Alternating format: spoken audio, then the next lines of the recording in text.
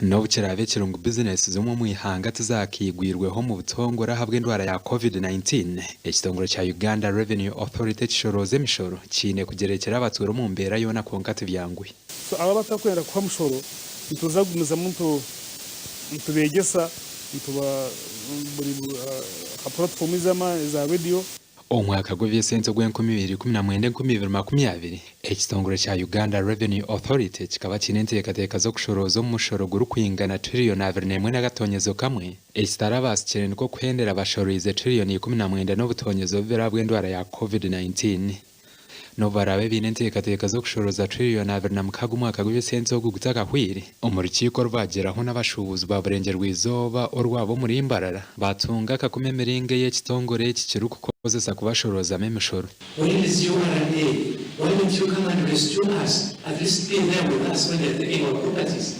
If we lose each and everything, where are you going to get taxes? You are targeting very few people as government, as URA, and they have funded.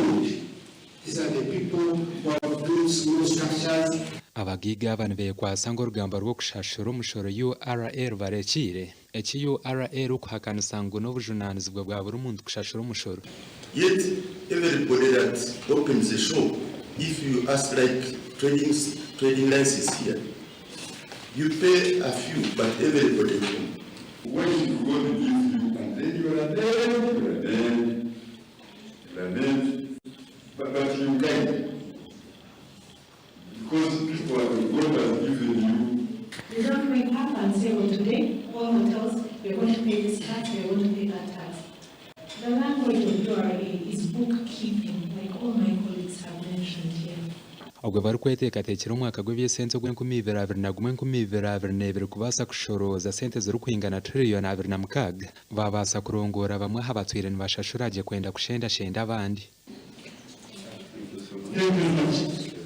Harrison Kagure, TV West.